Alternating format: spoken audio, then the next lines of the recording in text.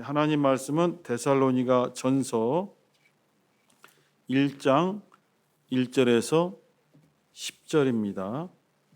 데살로니가 전서 1장 1절에서 10절을 함께 합독하도록 하시겠습니다. 시작. 바울과 실로아노와 디모데는 하나님 아버지와 주 예수 그리스도 안에 있는 데살로니가인의 교회에 편지하노니 은혜와 평강이 너에게 있을지어다. 우리가 너희 무리를 인하여 항상 하나님께 감사하고 기도할 때에 너희를 말함은 너희의 믿음의 역사와 사랑의 수고와 우리 주 예수 그리스도에 대한 소망의 인내를 우리 하나님 아버지 앞에서 쉬지 않고 기억함이니 하나님의 사랑하심을 받은 형제들아 너희를 택하심을 아노라. 이는 우리 복음이 말로만 너희에게 이른 것이 아니라 오직 능력과 성령과 큰 확신으로 된 것이니 우리가 너희 가운데서 너희를 위하여 어떠한 사람이 된 것은 너희 아는 바와 같으니라. 또 너희는 많은 환난 가운데서 성령의 기쁨으로 도를 받아 우리와 주를 본받은 자가 되었으니 그러므로 너희가 마게도냐와 아가야 모든 믿는 자의 본이 되었는지라. 주의 말씀이 너희에게로부터 마게도냐와 아가야에만 들릴 뿐 아니라 하나님을 향하는 너희 믿음의 소문이 각처에 퍼진 고로 우리는 아무 말도 할 것이 없노라. 저희가 우리에 대하여 스스로 고하기를 우리가 어떻게 너희 가운데 들어간 것과 너희가 어떻게 우상을 버리고 하나님께로 돌아와서 사시고 참되신 하나님을 섬기며 또 죽은 자들 가운데서 다시 살리신 그의 아들이 하늘로부터 강림하심을 기다린다고 말하니 이는 장래 노하심에서 우리를 건지시는 예수시니라. 아멘. 오늘 제목은 8절에 보면은 믿음의 소문이라는 단어가 있습니다. 너희 믿음의 소문이 각처에 퍼진 고로. 그래서 그 믿음의 소문을 제목으로 삼고 함께 말씀을 나누고자 합니다. 여기 바울과 실로아노가 있는데 실로아노는 우리가 잘 아는 신라입니다. 신라의 그 헬라식 이름이 실로아노죠. 바울과 실로아노 디모데 이렇게 함께 예수의 이름으로 데살로니가 교회의 성도들에게 문안을 여쭙고 있는 것입니다. 이 데살로니가 교회의 탄생 배경이 사도행전 17장에 있어요. 우리 잠깐 찾아보겠습니다. 사도행전 17장 1절을 보시겠습니다. 사도행전 17장 1절부터 4절까지 시작. 저희가 암비볼리와 아볼로니아로 다녀가 데살로니가에 이르니 거기 유대인의 회당이 있는지라. 바울이 자기의 규례대로 저희에게로 들어가서 새 안식일에 성경을 가지고 강론하며 뜻을 풀어 그리스도가 해를 받고 죽은 자 가운데서 다시 살아야 할 것을 증명하고 이르되 내가 너희에게 전하는 이 예수가 곧 그리스도라 하니 그 중에 어떤 사람 곧 경건한 헬라인의 큰 무리와 적지 않은 귀부인도 권함을 받고 바울과 실라를 좇으나. 이 데살로니가에서 바울이 2절에 보면은 새 안식일 3주죠. 3주 동안 성경을 가지고, 이때는 이제 구약 성경밖에 없기 때문에 구약 성경을 가지고 그곳에 회당에 모인 사람들에게, 안식일에 모인 사람들에게 이것을 풀이해 주는 겁니다. 지금까지 어떠한 랍비들도 구약 성경을 통해서 예수가 그리스도라는 것을 밝혀내지 못했습니다. 근데 바울 사도가 특히 이사야서에 예수 그리스도에 대한 예언이 많이 나와 있거든요. 53장에 보면 그런 것들을 풀이해 주면서 이렇게 하나님이 약속하신 메시아, 하나님께서 우리들을 사랑하사 영혼을 살리시려고 보내신 그리스도, 그분이 계신데 그분이 누구냐면 곧 예수다. 이 간단한 복음의 메시지를 3주 동안이나 증거한 것입니다. 물론 세세한 설명들이 있었겠죠. 뭐 사복음서에 나오는 여러 가지 예수님의 그 공생애적 그 활동과 사역과 말씀들을 잘 풀이해 줬을 것입니다. 그런 핵심은 예수께서 하나님이 보내신 그리스도가 확실하고 그 예수께서 우리 대신 우리 죄를 짊어지고 그가 십자가에 못 박혀 피 흘리는 고난을 당하심으로 그 피가 우리의 죄를 속하셨다, 대속하셨다.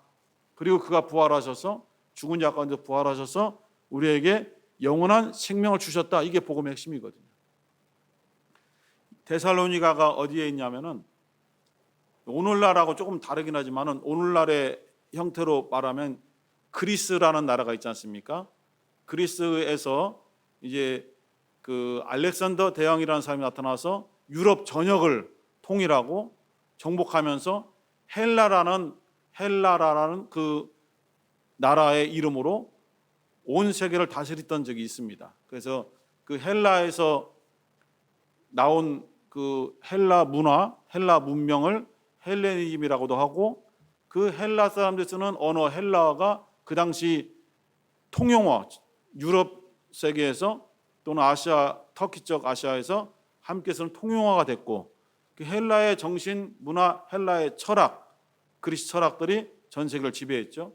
그러면서 결국은 알렉산더 대왕이 죽으면서 축소되어서 이제 그 전 지역이 아닌 원래의 그 그리스 지역으로 이렇게 축소됐습니다. 나라가. 그런데 그 그리스라는 나라를 남북으로 나눴을 때에 북쪽 그리스를 마케도냐라고 부르고요. 남쪽 그리스를 아가야라고 성경에서 부릅니다. 오늘날에 또 마케도냐라는 나라가 있지만 그건 좀 달라요. 이 당시에 성경에 있는 단어로 보면은 북쪽 그리스 지역을 마케도냐라고 불렀고 남쪽 그리스 지역을 아가야라고 불렀습니다. 그 아가야 남쪽 지역에 있는 아가야 지방에 있는 여러 도시 중에서 교회가 세워져서 우리에게 많이 알려진 도시가 고린도입니다. 고린도라는 도시가 이 아가야 큰 지역 안에 있는 조그만 도시예요. 그리고 북쪽 마케도냐에 유명한 교회가 있는 도시가 빌립보입니다. 빌립보고 그리고 데살로니가입니다. 유럽에 최초로 교회가 세워진 곳이 빌립보 교회고 두 번째로 세워진 교회가 오늘 우리가 보고 있는 데살로니가 교회가 유럽에서 두 번째로 세워진 교회입니다. 이렇게 사도행 17장에서 바울이 유대인들이 모여있는 회당에서 예수를 증거하기 시작한 것입니다. 회당에는 유대인들만 들어오지 않습니까? 이방인들 중에서도 유대교로 개종해서 또는 유대의 어떤 율법을 어느 정도 배우면서 찾아보려고 했던 사람들이 주위에 몰려들었겠죠. 그런데 유대인들은 전혀 변화가 되지 않고 바울을 시기 질투했습니다. 그런데 4절에 보니까 바울의 복음을 듣고 경건한 헬라인의 큰 무리가 예수를 영접한 놀라운 역사가 나타난 것입니다. 이들이 이제 데살로니가 교회의 개척 멤버죠. 그리고 귀부인, 적지 않은 귀부인들, 헬라의 고위층의 부인들도 예수를 영접해서 데살로니가 교회를 이루게 된 것입니다. 우리는 그동안 이 데살로니가라는 지역을 굉장히 무시했어요. 무시하고 11절부터 우리 나오는 베레아 사람을 강조하면서 베레아 사람이 데살로니가에 있는 사람보다 더 신사적이라는 말을 너무 강조했지만은 사실은 이 데살로니가 교회 성도들이 매우 경건하고 굉장히 신실했던 사람들입니다. 그리고 데살로니가 교회의 성도들은 사도 바울이 전하는 말씀 또는 이 리더들, 선지자들, 선생님들이 전하는 말씀을 사람의 말로 듣지 아니하고 하나님의 말씀을 받는도다 한 것이 바로 이 데살로니가 교회 성도들입니다. 이렇게 예수가 그리스도라는 것을 구약 성경을 통해서 설명한 바울의 그 말을 듣고 유대 율법을 잘 알지 못하는 헬라인들이 많이 예수를 영접하게 된 것입니다. 그런데 5절에 보니까 그런데 헬라인들은 이렇게 믿었는데 그러나 유대인들은 시기에서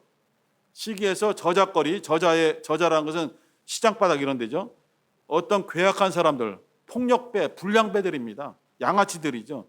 그들을 데리고 떼를 지어서 바울을 잡으려고 했는데 바울은 피했고 바울을 초청한 야손의 집에 달려들어서 이들을 막 해코지하고 그랬죠. 여기 견디지 못하고 결국은 바울이 데살로니가 교회에서 3주 동안 말씀을 가르치다가 베레아로 피신하게 된 것입니다. 이러한 일이 있는 것이죠. 근데 바울이 떠나서 고린도에 머물 때에 고린도의 아가야 지역에 있는 남쪽의 고린도에 머물 때에 이 데살로니가 교회에 편지를 쓰게 된 것입니다. 그리고 신약 성경에서 최초로 쓰여진 성경이 데살로니가서입니다. 데살로니가 전서가 제일 먼저 쓰여졌어요. 편집상 뒤에 가 있지만은 사실은 제일 먼저 쓰여진 거예요. 그 정도로 매우 이 데살로니가 교회 성도들이 뭔가 다르다는 것이죠. 우리가 읽은 그 본문을 보면은 이들이 믿음의 본이 되었다는 거예요. 데살로니가전서 1장 그 8절에 6절에 보면은 너희는 많은 환난 가운데서 성령의 기쁨으로 도라는 것은 말씀이죠. 성령의 기쁨으로 말씀을 받아 우리와 주를 본받은 자가 되었고 그러므로 너희가 마케도냐와 아가야 모든 믿는 자의 본이 되었는지라. 믿음의 본이 되었다라고 할 정도로 데살로니가 교회 성도들이 굉장히 믿음의 신실함을 가지고 있어요. 그런데 문제가 뭐냐면은 이 데살로니가 교회에 어떠한 좀 잘못된 것이 흘러들었냐면은 주님이 곧 재림하신다고 하는데 주님이 재림하시면은 우리가 열심히 살 필요가 있느냐? 우리가 더 이상 노력할 필요가 없지 않느냐? 이러한 어떤 허무주의에 빠지게 된 거예요. 그리고 마음에 막 혼란이 오고 재림하는 예수를 기다리다가 주위에 있는 성도들이 결국은 죽게 되는 겁니다. 나이가 들어서 죽고 병들어 죽게 되니까 그 상실감이 엄청나게 큰 거예요. 그래서 나중에 이제 4장 13절에 가면은 주께서 호령나팔하고 이제 공주를 끌어올리는 그것을 얘기할 수밖에 없는 이유가 나오는데 그 나중에 차차 얘기하기로 하고 그 옛날에 그 휴거 사건 아시죠? 우리나라에 있었던 휴거 사건. TV에 생중계되기도 했었습니다. 뉴스에. 특히 우리나라에 이제 그 성결교에 있던 이장님 목사를 중심으로 한 그 며칠인지 기억도 안 12일인가? 12일인가? 헷갈려서 10월 달에 주님이 오신다라는 것이 엄청나게 전국을 휩쓸지 않았습니까? 그때 저는 성락교회 청년부 전우사였었는데 그날 우리는 청년부 철야를 하고 있었거든요. 그래서 12시를 꼬박 넘기면서 어떤 모 목사님은 그 당시에 청년부 회장했었는데 일부러 밤 12시에 그날 결혼식을 했어요. 조 땡땡 목사님이신데 유명하신 분. 그런 일도 있었어요. 근데 전국에 생중계될 때에 막 MBC 뉴스데스크도 막 나가서 막 방송하더라고요. 막 난리 났어요. 막 그런데 결국은 그것이 가짜로 사기로 끝나버린 거잖아요. 그렇게 많은 성도들이 막 주님이 빨리 오십시오 막 할 때에 이장님 목사는 경찰서에 잡혀서 거기서 그냥 잠자고 있더랍니다. 주님 기다리지 않고. 그러니까 자기도 사기라는 걸 알죠. 그런 일이 이제 그 PD수첩 통해서 한번 본 적이 있어요. 자세하게. 이 데살로니가 교회에 그런 일도 있지만은 바울은 그들의 어떤 잘못된 점을 꾸짖기 전에 이들을 격려하고 칭찬해서 힘을 막 돋아주는 거예요. 그러면서 우리가 지난번에 골로새 교회를 보았을 때도 믿음, 사랑, 소망에 대해서 배웠잖아요. 여기도 똑같은 그런 역사가 나타납니다.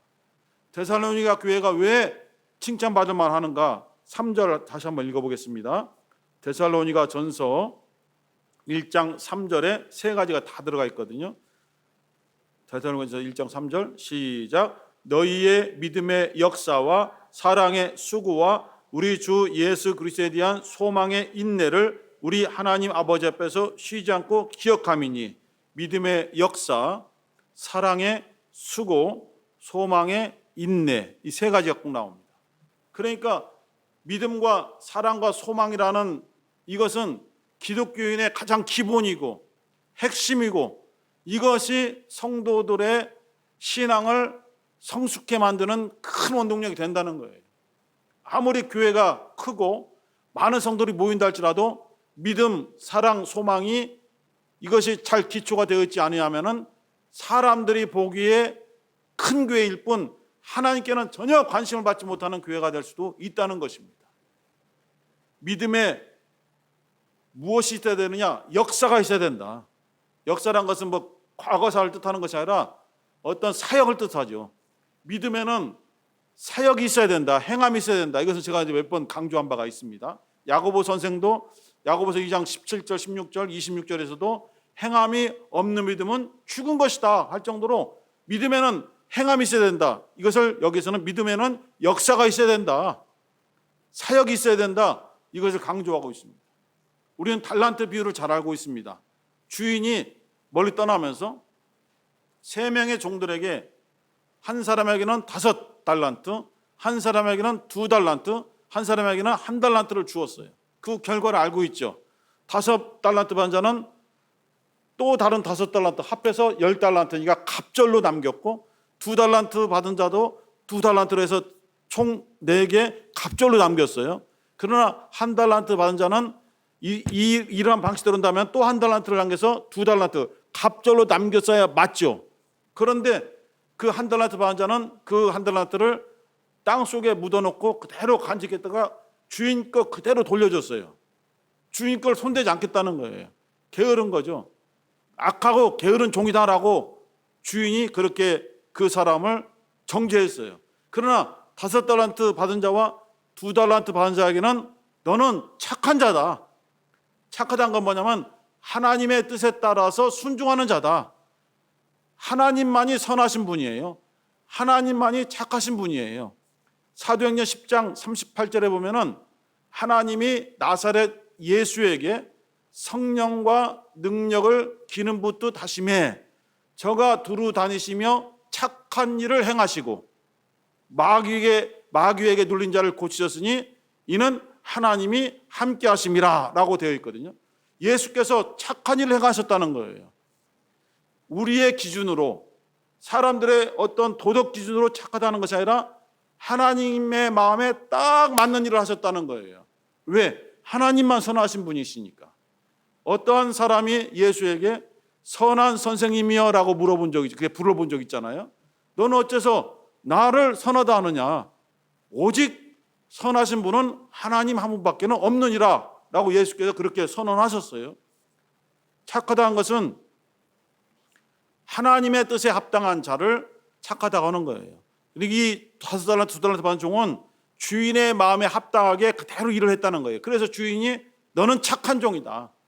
또 하나 5달란트를 가지고 열심히 순종하고 땀 흘려서 일을 해서 또 다른 5달란트 갑절을 남겼으니 너는 충성한 종이다. 그 5달란트, 10달란트는 그 종의 것이 아니잖아요. 주인의 것입니다.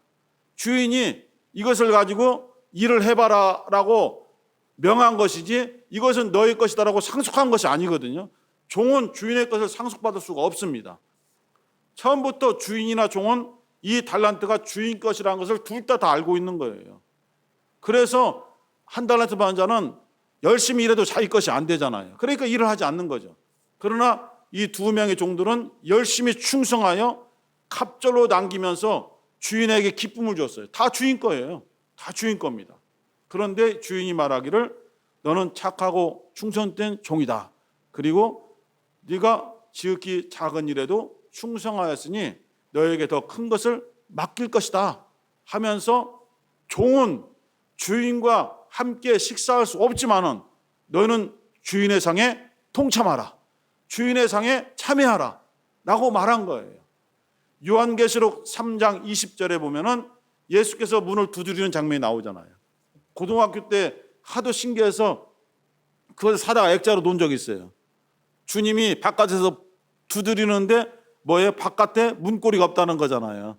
그래갖고 이렇게 보면 입체로 보이고 저렇게 보면 평면 보이고 이렇게 보면 입체로 보이는 그걸 사고 싶어서 돈을 모아갖고 산 적이 있어요. 고등학교 때 1학년 때인가 2학년 때 기독교 백화점에 가서 은행동까지 나가서 걸어서 집이 선화동 살았거든요. 걸어서 그때는 다 걸어 다녔잖아요. 그걸 사다가 너무 좋아서 이만한 건데요. 액자도 놓고.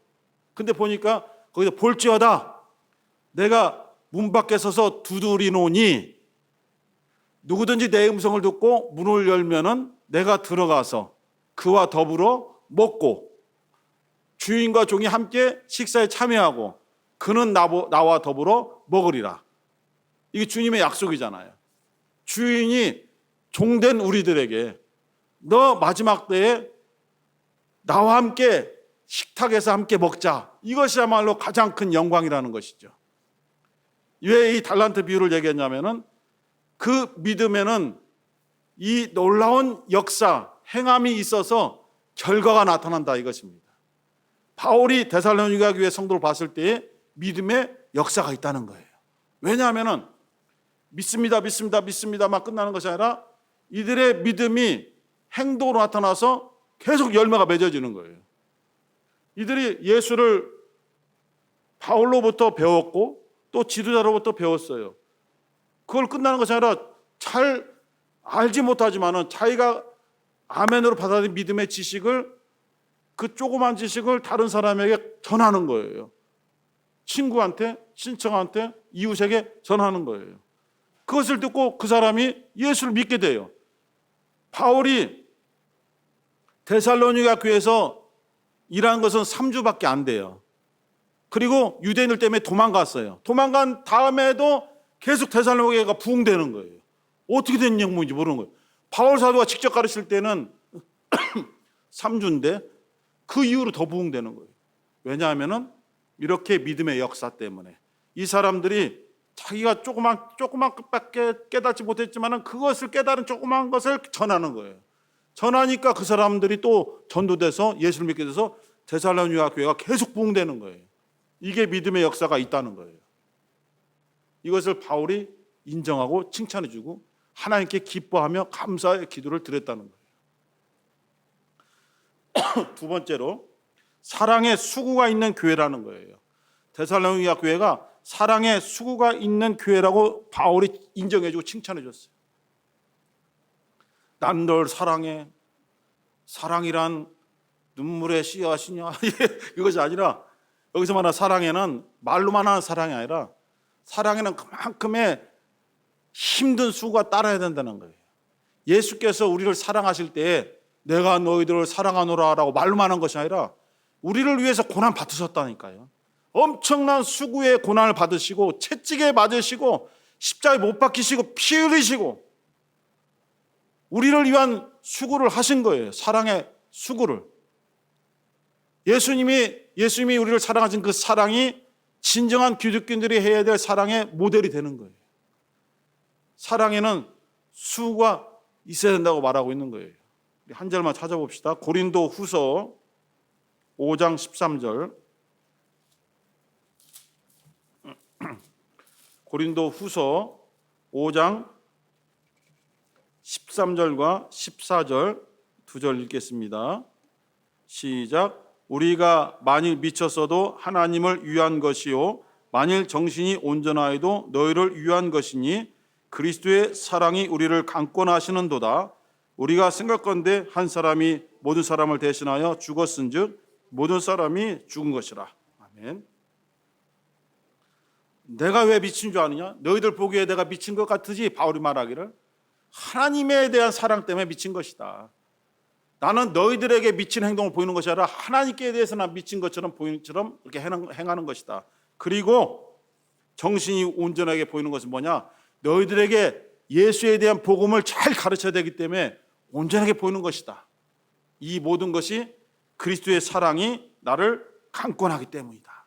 그래서 그 사랑을 받은 내가 수고를 하지 아니하면 어떻게 너희들에게 주님의 사랑을 전할 수 있겠느냐 하면서 사랑의 수고는 이와 같이 사랑에는 수고가 따른다는 것. 예수께서도 희생을 하면서 수고를 하면서 우리를 사랑하셨다는 것. 한 절 더 보겠습니다.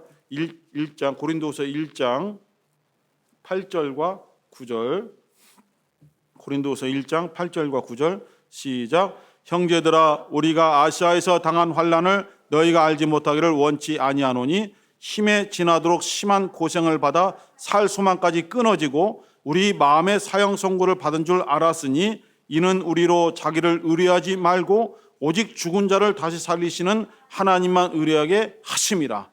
바울 일행들이 왜 이렇게 엄청난 고난을 받았느냐, 환난을 당했느냐, 심한 고생을 받아서 살려는 소망까지 끊어질 정도까지 그렇게 고난 받았느냐.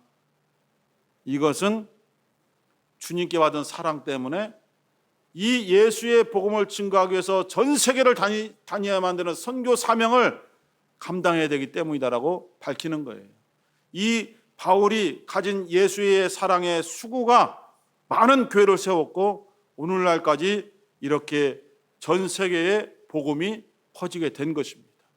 그리고 세 번째로 소망의 인내가 있습니다. 믿음에는 반드시 역사가 있어야 되고 엄청난 열심이 있어야 되고 사랑에는 수고가 있어야 되고 소망에는 인내가 있어야 된다. 그냥 좋은 것만 바라보는 것에서 끝나는 것이 아니라 장래의 좋은 것을 바라보면서 그것을 소유하기 위해서는 인내할 줄 알아야 된다. 히브리서 12장 1절 2절 보겠습니다. 히브리서 12장 1절 2절, 우리 주님께서는 어떠한 소망의 인내를 우리에게 가르쳐 주셨는가?